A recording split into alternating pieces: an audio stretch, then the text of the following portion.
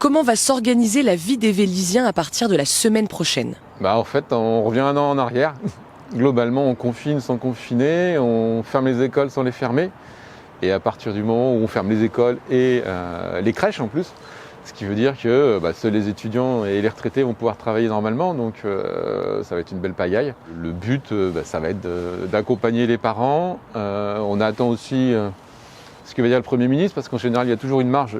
J'imagine qu'il va quand même falloir qu'on s'organise pour se mobiliser, pour accueillir les enfants du personnel soignant.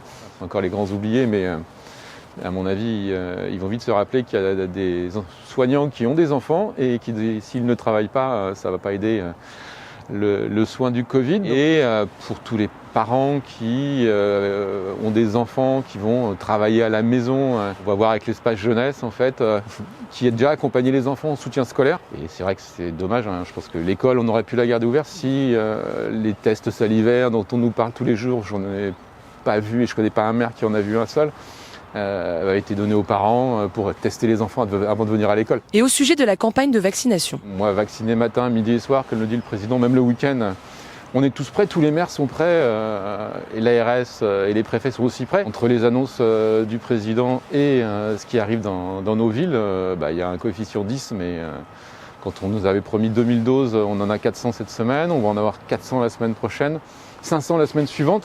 On dit aux villes que dans 15 jours, le monde sera meilleur, mais on ne le voit pas arriver, donc là c'est plutôt désolant. On a l'impression qu'on nous ment. La réalité elle est en face et je pense que c'est plus simple de dire la vérité aux Français que de leur dire on va vacciner matin, midi et soir, alors qu'on n'est pas capable, qu'on confine pas, mais qu'on confine en fait. Comment vont s'organiser les services de la ville à partir de la semaine prochaine?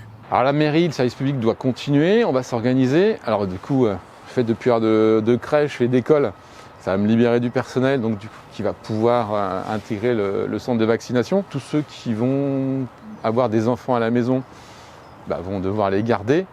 Donc ça va perturber tout le service, ils ne peuvent pas tous télétravailler. Oui, ça va être obligatoirement perturbé, puisque comme un salarié classique, mes agents ont aussi des enfants et ils vont devoir leur faire l'école à la maison et surtout les garder à la maison. Un dernier mot pour les Vélysiens?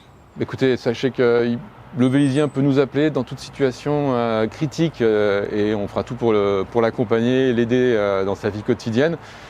Et puis on ne perd pas espoir, on organise aussi, on est en train de regarder pour relancer des festivités cet été. Le 14 juillet n'est pas annulé. On imagine faire un gros concert aussi en juillet. Alors on verra avec les mesures, mais sur le stade, chacun peut avoir ses 10 mètres carrés. On a tous envie de retrouver et de vous retrouver moi sans masque avec un concert derrière.